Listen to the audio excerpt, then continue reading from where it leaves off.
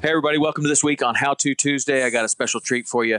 I've got Chris Bush from the Speckled Truth, and he is going to tell us how to target big, large trophy speckled trout.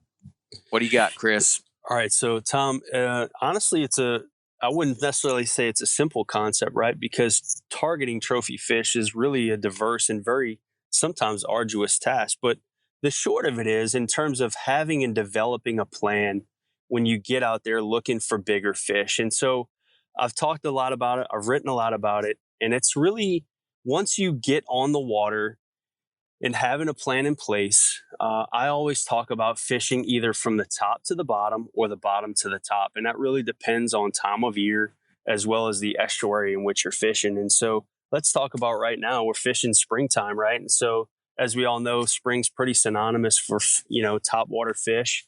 And so the idea is, you want to cover some water, but your lure selection. And so let's talk about top to bottom.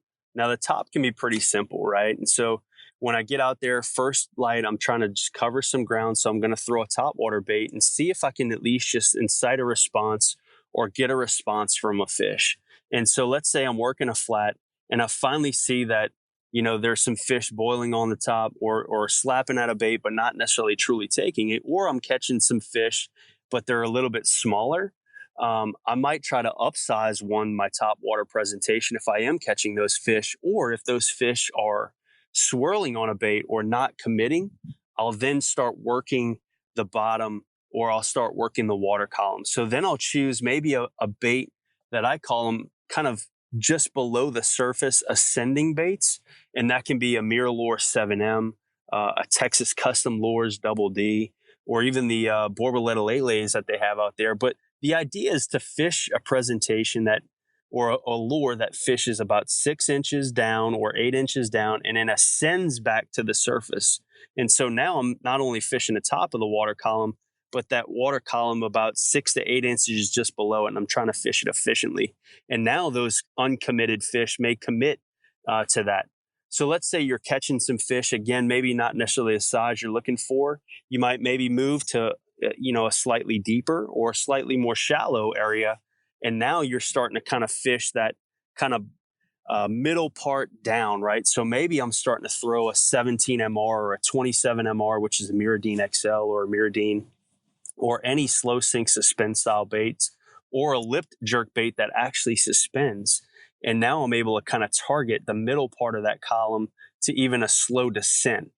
Then obviously fishing to a jig. And so throughout and understanding the capabilities that these lure presentations provide, if you're on a pattern of fish, now you can really start to pick apart whether or not those bigger fish are responding to a certain part of the water column or a certain lure presentation. And so if I had to give any component, I talk either again about fishing from top to bottom or bottom to top, and then understanding the lures that give you that capability, and then now translating that to the time of year or to the area you're fishing in to target those bigger fish. So that would be my, I guess, How To Tuesday tip, if you will. Man, that's good. You could actually, so much of what you said is applicable to other species besides trout. I mean, that top to the bottom to the top, you do that with bass fishing. You could do that with so many other, certainly redfish, same kind of deal. It's an interesting way to think about it. I appreciate it, man. How does everybody find out more about what you do and get more information?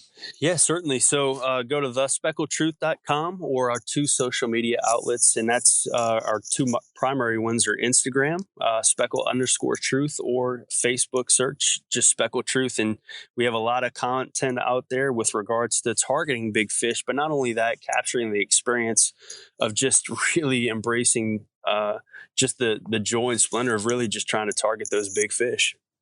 Yeah. And you have a magic number, the dirty 30, right? That's the dirty 30. That's the benchmark.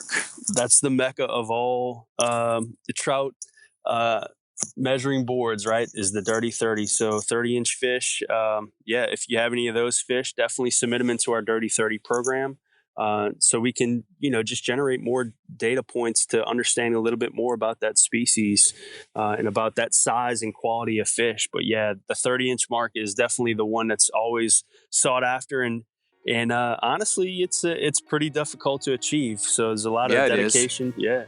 Yep. I mean, if you're like me and you just want to see what a 30-inch fish looks like, you can go to his Instagram, because I have not hit the dirty 30 yet, and but it's pretty cool to look at those pictures of those giant fish and those people that have. All right, Chris, man, thanks so much for this. I really appreciate it, and go check him out. Speckled Truth.